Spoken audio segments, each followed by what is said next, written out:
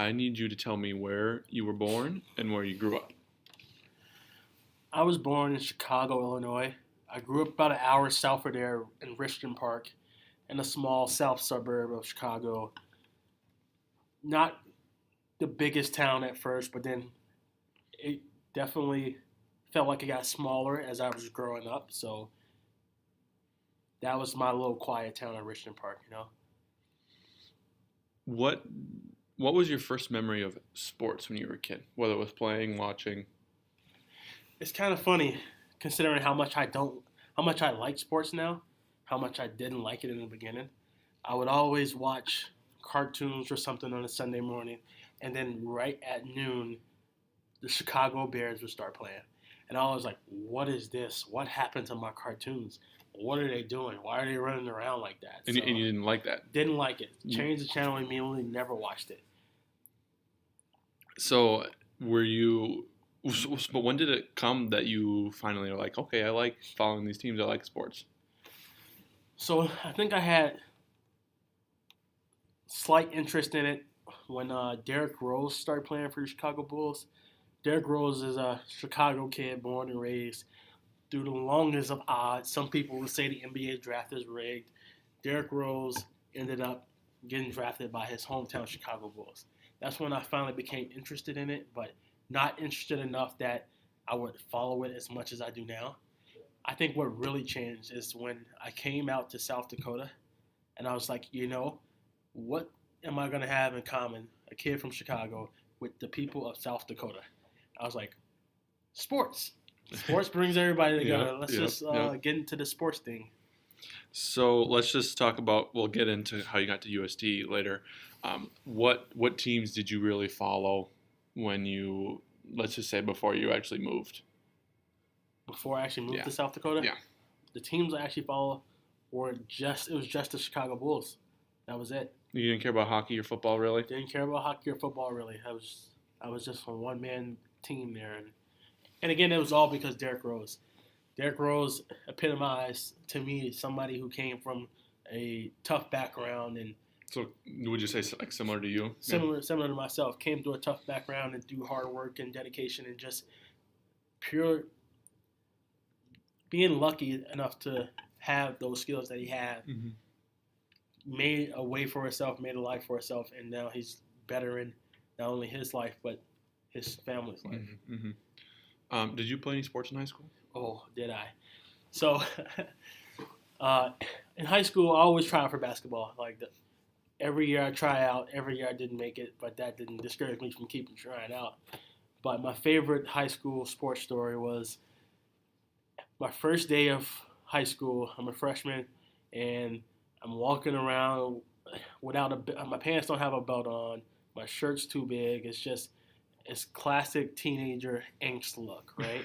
So the football coach comes up to me and says, "Hey, you want to play football for me?" Sorry to interrupt. Were you a big kid? Were you a small kid? Were you?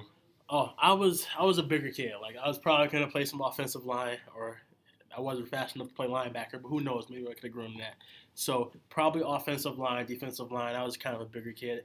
Wasn't really tall, about that 5'7", 5'8" range. And the football coach comes up to me and he goes, "Hey, you want to play football?" I'm like, I'll try anything once, but I don't have anything to work out in. And he said, "Oh, that's fine. Just come after school and, you can watch today, but tomorrow be sure you're ready and you bring your workout gear." I get out there, and the first thing a different coach says is, "All right, everybody get on the line. We're going to run gashes. Everybody who's just new here, we got to get you in conditioning." So me, I'm like, "Oh, no, what do I do?" So I'm out there holding up my pants because they're too big, running bare feet through the football field, back and forth, back and forth, back and forth. And then finally I'm like, "Okay, take a break." So I take my break. I'm like, "Man, I'm not feeling good." I go behind the bleachers and I Ralph. Ralph everywhere. I look up and everybody else is getting water and stuff like that. I pulled out my phone. I said, "Mom, I need you to come and get me. This experiment is over. I think I'm done. This science experiment is over." And that's what I did, but I regret it because the next day, I never went back. The next day I did not go back. But the coach still called my name for me to get my pads and stuff like that to continue practice. So I wish I would have stayed in. I tell people all the time, if I have one regret in life, one of my biggest regrets in life is not continuing to play football. And I think if that's one of my biggest regrets, I lived a pretty good life. Yeah, that's all right. How many kids were in your graduating class of high school? That's a very good question. Was it big? It was big, but somebody told me recently, like Lincoln, like Sioux Falls, Lincoln, it was bigger. Yeah, I had my graduating class. I had 365. If you ask anyone around here, if they didn't go to Sioux Falls, um, it was crazy. I mean, I'm talking to people that had 13, 12, 11 people in their graduating class. Yeah, it had more than 300, maybe not. I want to say we had more than 360, but yeah, it was definitely people were shocked about how many people graduated in my senior class as compared to their small town Yeah. schools. Mm-hmm. And I was shocked too. I was like, there were only three of you. Right. What happened? What happened Where's to everybody else? everybody else? So you obviously you end up going to college at USD. When did you know that you were gonna? When was that moment that you decided that you were gonna go to college? Mm. What led you not necessarily to USD, but just that you wanted to go on to more education? This is a really good question. So, in my family, um, no male member of my family before me went to college. Interesting. And even more interesting than that, none of them ever graduated high school. Oh wow. So the fact that I was in line to graduate high school and go to college was something that was huge for me. It was not necessarily groundbreaking or something that should be celebrated because it should have been a standard.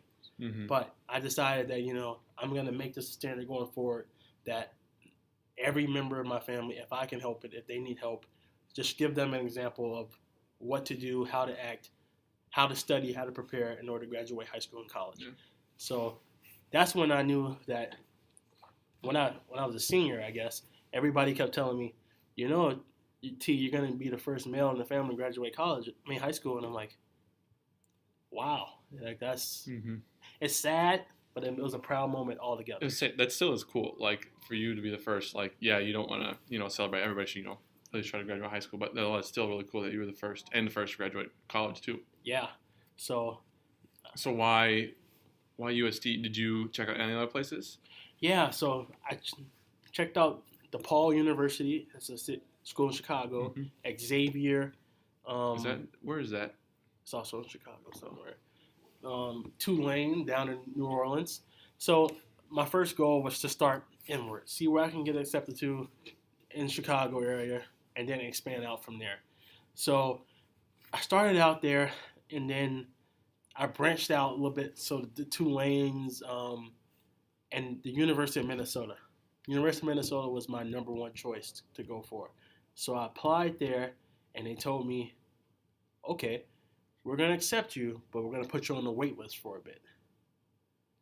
So that's why I was like, okay, they're going to put me on the wait list. That is okay, but they're not going to let me know when I'm going to get accepted until after school starts a lot of other places. They weren't going to let me know until like September. So I was like, that's when school starts. That's when school starts. So I was like, well, I need a backup plan. I need a contingency plan. So I like to tell people that I flipped a coin on a map and it landed on South Dakota. So I was like, hey, there's the University of South Dakota. Let's go there. But the truth is, I said to myself, okay, University of Minnesota, South Dakota, they're close enough that they should be pretty similar, but still different.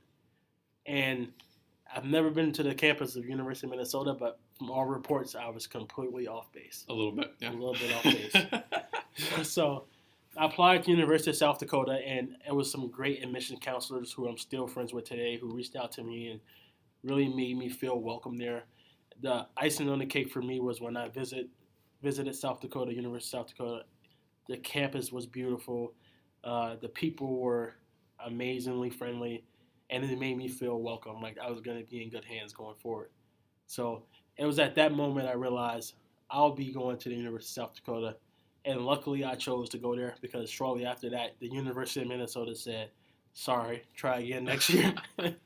So I have to ask, no consideration of SDSU? No consideration of Did you SDSU. even know that was a school in South Dakota?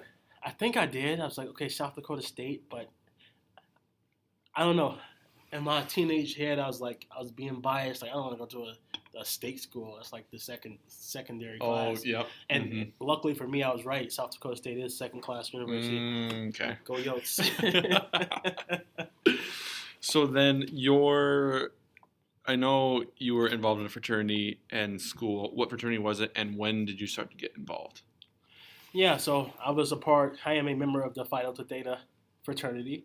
Um, how I got involved was really, it's a crazy story. So I started out my freshman year, I had a huge workload, right? I was taking 18 credit hours, working 28 hours a week, and had an amazing social life, to say the least. Like, so it was a balance, a very delicate balance that ended up the whole thing fell on me. But the first semester, everybody on my floor decided it was a good idea to join this fraternity. So they didn't get activated until the second semester. And the whole time they're rushing this fraternity, they're like, T, you should join us too. And I'm like, nah, I'm okay. Like, I was that stereotypical, I don't want to pay for friends. Like, I don't need to pay for friends. I got enough friends as it is. Like, I don't need to pay for them. And they're like, no, T, you just got to check it out. So I missed out the first semester. So the first semester I didn't rush. The second semester I decided, one of my best friend at the time, he's activated member. He was like, T, I need you to do me a favor. I'm like, what's up? He's like, I need you as a showing of good graces just to come over to the house, have some lunch, talk to some of the guys, and if you don't like it after that, you can quit. You don't have to come back in. I was like, you're my right hand man. I can do that for you. And free lunch. And free lunch, right? You're not going to say no to free lunch. So I go over there and I meet the fraternity cook, and again, it was just like an extension of home. She made me feel welcome. The guys really made me feel like this was a place I could belong, and I decided that after a few tries, I ended up joining the fraternity. That's cool. So just kind of talk about your fraternity experience of how that bettered or worsened your college career. For sure. So I said after a few tries, I actually joined the fraternity because like I said, I was juggling 18 credit hours, 28 hours a week, and an amazing social life. So one of the things had to fall. And unfortunately, my grades slipped that first semester. And then the second go around, they were like, my second semester, I was on academic probation. So they said, T, you have to get above a 2.0. If you don't get above a 2.0, then you are going to be suspended from USD. So I was like, okay, I'm going to try this fraternity thing. They can help me out with studying, try to get my academic life back on track, hopefully. But the end of that semester came, and our fraternity had rules too. Like, you had to get a 2.5 in order to activate into this fraternity. Yeah, we had similar. Yeah, so end of the first year came around, second semester, and I got my grades back, and I got a 1.98. Not even close to joining the fraternity, and just 0.02 away from not being suspended. So I got a letter in the mail that summer that said, hey, unfortunately you are suspended from the next 2 semesters. You can come back in the spring of next year, but until then, take some time off. And, it was one of the hardest conversations I ever had to make. I called my mother and said, hey, Ma, just want to let you know I got suspended from university. And she goes, I'm thinking she's going to just be upset and, maybe start crying or something. She was like, well, you tried. And I think I was so shocked. I was so taken aback that was her reaction. I was like, yeah, I tried, and I'm not going to give up because I've come too far just to come this far. She expected you to come back home, give up? I think so, but I was like, I'm not going to give up. I'm going to see what I can do, try to get back in here and appeal my suspension. So my amazing social life and being so personable came into play here because I was at my job. I was working at the Hy-Vee meat counter, and I was telling a coworker of mine like my situation, how I got suspended. I had just missed the mark, and then she said, "Well, T, today's your lucky day." She pointed down the aisle, and the lady who operates the appeals program was walking up to the meat counter, and I was like, "If this isn't a sign, I don't know what is." So I flagged her down. I spoke to her like, "Hey, here's my name. Here's my story. I would love to get into this appeals program." She said, "Okay, um, go online, fill out this application. We'll review a lot of different things. Like we'll review what went wrong this year. We'll review your high school grades to see if you're a candidate." And basically, they were checking to see if I'm actually smart or not. If they should waste this chance, or give it to somebody else who's more deserving. And they checked my high school grades and saw that I was actually a pretty good student, and that somewhere along the way in college, something went awry, and they allowed me a chance to come back. So the fraternity story, how did I get down this rabbit hole? So with the fraternity, you only get 2 chances to get in. So it was during this time when I got back in school, I got the appeals process, and they told me again, if I get anything below a 2.0, then I won't. If I get anything below a 2.0 after I've won my appeal, then I can never come back to a South Dakota Board of Regents school. Well, yeah, so it was a lot on the line. It was like you have to get above a 2.0. You can't miss any classes. You can't skip any homework assignments. If they find out I've done any of the 3, they're kicking me out effective immediately, and I can never come back to a South Dakota Board of Regents school. So at this point, I really leaned heavily on the fraternity for help and guidance on creating better study habits, just figuring out how to be a better student. And with that, I not only got rid of my appeals, double super secret probation status, but I also joined the fraternity. So the fraternity really helped me in the long run to stay in school, become a better student, learn how to study. So I owe a lot to that fraternity. Yeah, that's cool. What did you graduate with, and why did you choose that? Oh, another good question. So I graduated with a degree in media and journalism with a minor in Spanish. Did I minor in Spanish? No, I didn't minor in Spanish. Did not minor in Spanish. But I took Spanish for 5 years, so that kind of why I thought that. So I graduated with a degree in media and journalism, and I chose that degree because originally my degree I came to USD with was computer science. I wanted to learn how to program computers, get into that field, crack into that industry, because at the time there was still a lot of room for growth in the market. Well, during my 3-horse act of the social life, the work, and the school load, I realized that I didn't have the correct study habits to sit down and study and retain how to do basic college algebra. So I took college algebra once, and it was at the time when college algebra still had a teacher in the classroom. Somebody sat down, you opened the book, and you went through a lesson. The teacher pulled me to the side and said, "T, it's looking like you're not going to pass here. I'm going to be honest with you. But you have 2 options. You can either A, save your grade and withdraw, or B, you can fail, but you failed through the course, but you'll have some experience and some knowledge about what's to come, and you can take that into next semester when you retake it." So I said, "I think I'm gonna save my GPA, so I'll see you later. It's been fun." So the next semester I took the same class again, but they had just switched the format. So now there's no teacher in the classroom, and it's all on the computer, and you have to teach yourself. Nice. Needless to say, I did not do well in that. Failed that flat out, and at that point is when I went to my counselor and said, "Hey, I need to do something else. Like, just sitting down college algebra stuff is not for me. So I need to focus on where my strengths are and go with that." She suggested journalism. She said, "You're a really personable guy. I think you would really excel in journalism." So I took a class, really liked it, really liked the idea of interviewing people, talking to people, putting together stories, going out on shoots. And from there, I just blossomed into a little journalist.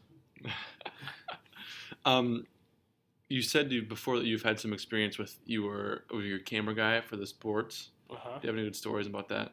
Oh, yeah. So I was part of the video crew for the USD Dakota Dome game day. So I was the cameraman on the sideline, making sure things got to the big board or on the screens at home. And one time during the season, it was so USD rents out the Dakota Dome for Briarcliff. So when USD isn't playing, Briarcliff plays up Friday or whatever day it is, earlier that Saturday. I'm sitting on the sideline and I'm just focusing on the game. And to my left is the kicker for Briarcliff. He is just kicking the ball to the net as hard as he can. And I'm like, okay, well, I got to keep my distance. Whoever team it was that they were playing against, I went to the other side of the field with operating that camera, and sure enough, I got just a little bit too comfortable and too close to the other team's kicker. The kicker kicked the ball. The ball went in the net, but it just still traveled, and it smacked me in the head. And I look back, and one of the fans goes, "He's just a camera guy. Don't take it out on him." Oh, that's funny. Yeah, and then I think it was the same Briarcliff game or some college game that wasn't USD. I was on the sideline, and the quarterback dropped back, and I had the perfect shot. I had the drop back. I had the pass into the flats. I had the running back running up the sideline in one full swoop. I turned to catch the back of a running back as he scores a touchdown, when all of a sudden I get taken out. Camera flies everywhere. Just the camera guy. And the whole crowd goes, "What happened?" The referee gets up and he looks at another referee. And by this time, I've regathered myself, and the coach picks me up and he goes, "That's some behind-the-scenes stuff right there. That's what you get on ESPN." And the ref goes, "What happened?" to the other ref who took me out. He goes, "I don't know. I got taken out." And I was like, "You got taken out? You ran into me." Luckily, the camera wasn't broken or anything like that. I just had a little bit of a shattered ego. So Yeah. I heard the inside more than the outside. Talk about how your girlfriend, how you met Janessa. So I met Janessa my freshman year in the dorm rooms. Again, I was a very sociable guy. I wanted to talk to everybody. My opening line, because my mom dropped me off here at University of South Dakota down in Vermilion, and pretty much unloaded the truck, got in the car, and then left. There was no sticking around for me to get acclimated with my family. So I sat there on my bed and said, "Okay, T, if you don't go out and make friends and say hey to everybody you walk past, you're going to be miserable here." Mm-hmm. So that was my strategy. So I'll go walk down the hallways of the dorm room and of the campus, and if somebody was making eye contact with me, I say, "Hey, my name is T. Don't be shy. What's your name?" Okay, and then hopefully we can. I didn't say this, but okay, the goal was hopefully we can be friends going forward. But hey, my name's T. If you see me around campus, don't be shy. I don't have any friends here really, so I'd love to just get to meet some people. And that's how I met Janessa. She was on the floor at the time, and I started talking to her. And yeah, we were friends for quite a bit before we started dating. So now you have Ryan. How old is Ryan? Ryan is now 9 months old. Dang. Yeah, so Janessa and I welcomed Ryan into our lives April 13th of last year. It's a good month. Good month. Go April babies. Yeah, and he's a baby version of myself, which is kind of scary. I hope he picks up his mother's traits that I'm lacking in. But yeah, Janessa and I started out as friends for a while. Then we started dating, and now we have baby Ryan in our lives. So I'm sure there's plenty of things that can be frustrating as being a father. What has been something that you were like, "Oh, I didn't know this, and this is awesome"? Is there ever have a moment like, "Oh man, this makes it all worth it"? We're still early in the game, so not yet. Yep, you got 9 months, and yeah, I just talked to another father here in the office today, and he was talking about how his son is about a year and maybe 3 months old, but he said he's just now starting to really connect with him, because I think all boys are mama's boys for a while there. So he said he's really just starting to connect with him, and I'm looking forward to that. What really it really just amazes me how fast he's learning and how fast he's getting his coordination together. He's on the floor playing with his toys 1 minute. I look away, and next thing I know, he's sitting next to me, and I go, "Oh, I forgot you can do that." All right, now let's get all the personal stuff done. Now we're gonna go into actual sports talk, sports podcast. Sports. Right now, who is your favorite NFL team? We'll talk NFL first, then we'll go on to the sports. NFL team right now. New York Jets. Why? Funny story. So I started out as a Minnesota Vikings fan, and it all comes full circle. So started out as a Minnesota Vikings fan. I was there. I cried when Brett Favre got murdered unjustly by the New Orleans Saints. So the year after that, I was hoping for redemption. Brett Favre came back another year. It didn't really end well. And then I believe it was that year or the year after that when Matt Khalil was coming out of the draft. I was sitting with other Vikings fans, and I really wanted the Vikings to take Morris Claiborne, who was a cornerback out of LSU. Mm-hmm. When the pick came in, it was left tackle Matt Khalil, and I was frustrated. I was like, "Oh, really? This guy?" And the guy told me, he was like, "If you don't like and support every move the Vikings do, you can go be a Packers fan." And I was like, "Oh man, that's not a good thing to say." No. So I said, "Go Pack, go!" for about a couple of days, and this was also right along the time the Jets had went to back-to-back AFC Championship games, Mm-hmm. and they were being covered by ESPN a lot. So I was like, that team gets covered by ESPN. They're pretty good. The coach likes to talk a lot. I'll go cheer for that team. So that's how I became a Jets fan, and it's all coming back full circle now because Morris Claiborne now plays for the Jets. Oh yeah. So right now, who would you say is your favorite NFL player? Oh. If you had to pick one, or a few. Right now, my favorite NFL player would have to be Ezekiel Elliott. He's just, there's two type of NFL players people cheer for. The really humble ones, the ones that don't say much, put their head down and go to work, like AJ Green. Mm-hmm. And there's the cocky NFL players like Zeke Elliott, Baker Mayfield. Not quite an NFL star, Not quite NFL star yet. Give him a few years. Yeah. And I don't know, that's just what I like. I like people who are confident in their skill, and they're going to let you know about it. They're going to give you a reason not to want them to be successful, and then they're going to be successful in spite of you. Yeah. Who is going to beat who in this year's Super Bowl? Not who you want, who is. I really think we're going to see this is tough. This is really tough.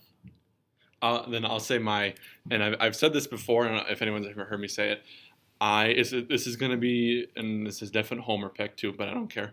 It's going to be a road to redemption in the Vikings for the playoffs. So they're going to beat the Saints, and they're going to redeem themselves for the 2009 championship game.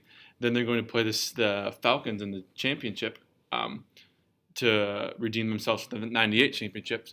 And then I had to dig deep into the archives of the NFL. The Vikings are going to beat the Steelers in the Super Bowl because in 1974, they lost to the Steelers. And once again, they're going to play every game in the U.S. Bank Stadium. Who won this year when the Vikings and Pittsburgh played? It was Pittsburgh.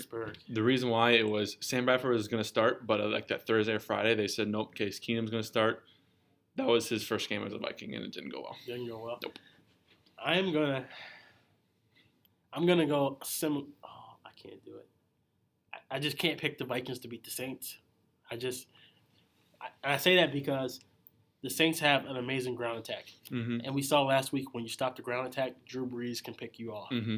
The only thing that I'm hesitant to pick the Saints because I know that the Vikings have a better defense than the Panthers. So I got to go Pittsburgh and Minnesota, Steelers and Vikings in the Super Bowl. Who wins? The Steelers win. The Steelers win it. They got a very good chance of. It'll be between Steelers and New England to get there because I don't see either one of the others. Or if one ends up beating the other, like if Tennessee beats New England or Jacksonville beats Pittsburgh, I can guarantee that either New England or Pittsburgh will smoke whoever that is. That's what my take Yeah. is on it. So now that we're talking about that, let's go into your other favorite sport, the NBA. Right now, favorite team and favorite player. This one's also tough. So currently, my favorite team is the Cleveland Cavaliers.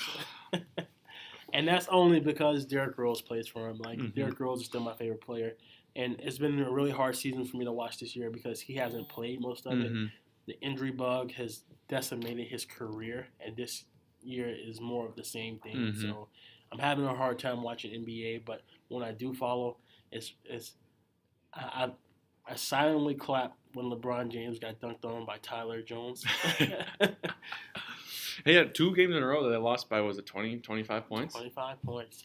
They're making a big deal out of it on the radio, but yeah, they said we made a big deal about this last year too, and they went to the finals. Yeah, They and I want to talk about. So I'm guessing that do you follow the Bulls? Yes. Like you can just kind of stay on them. And I know we talked about this earlier too. I want to talk about Zach LaVine because I'm a Timberwolves fan, and I loved, and just Minnesota as a whole, we loved Zach LaVine because. I mean, he wasn't expecting much, but he grew into a player that everybody liked. And then obviously we traded him and then Chris Dunn for Jimmy Butler, which definitely has worked out for us in our favor. I just wanted to hear your 2 cents on Zach LaVine. I'm really excited to see what Zach LaVine can bring to the Bulls. Like they went on a nice stretch there, and they've kind of stumbled a bit. But Zach LaVine is just gonna. I think before he got hurt, he was doing a really good job shooting from 3. We all know he can dunk, and it's amazing what he can do when he's healthy. So I think that's going to be another piece to the cog to add just to better that Bulls team. And it may take a while because he hasn't played basketball in a while, but just to see him out there playing again is really going to be exciting to see as a Bulls fan. And I know I can guarantee that there isn't a Timberwolves fan out there that isn't rooting for LaVine to do well. And Chris Dunn, we want him to do well too. Not as much as Zach LaVine just because he was a favorite in Minnesota, but we were sad to see him go, but we understood and we respected it. You're happy with Jimmy Butler? Yeah. So now, how far do you think now I'm asking about Timberwolves. How far do you think the Timberwolves are going to go in the playoffs? I think they can make some noise this year because they have all the right pieces like Andrew Wiggins, Cat, Jimmy Butler. Is Teague playing for point guard? Yep, Teague is playing. He got hurt, so he's out for a little bit. That's what Tyus Jones is stepping up. Actually, doing okay. I think their biggest concern is the point guard. If they can step up to when they have to play Steph Curry or James Harden or that kind of thing. I'm just really surprised that their defense isn't better because you got Taj Gibson, Cat, and Jimmy Butler. Those are 3 defensive stalwarts, and I think that. Maybe because it's just their first year, but they haven't really figured out how to put it all together. I'm really interested to see how they gel next year, but I think they make it far this year.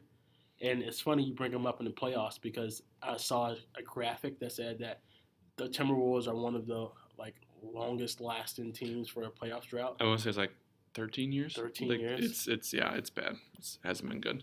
I was talking to my brother who's a big Timberwolves fan. I guess, do you know who's number 1 in the West? Is it Houston or is it Golden State? Probably Houston. Because I think that we have a legit chance of at least getting to – it could very easily also lose in the second round, but I think we can make it to the Western Conference Finals. We're wrapping up pretty quick here. One last thing I want to ask you, not sports related. Give me some tips on how to have a happy life or how to enjoy life or just a life tip.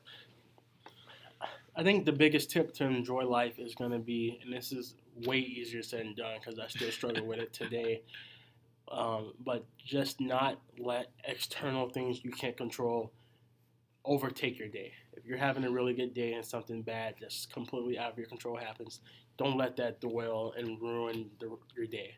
And it's okay to have a bad day. A bad day doesn't necessarily equate to a bad life.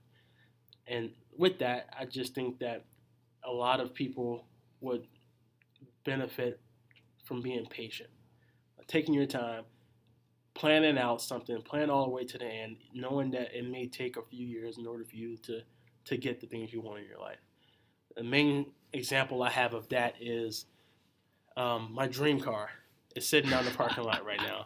It's a 2007 all-black Ford Mustang GT V8 engine. In 2007 when it came out, I was getting ready to finish up high school, and I was like, you know what? If I get a job, I think I can afford the notes. I don't really have any other bills. This will be perfect. And everybody told me, just wait, just wait. And then I told myself, I found the post, and I put it on Facebook. I was like, I was talking to another friend, and I was like, you know what?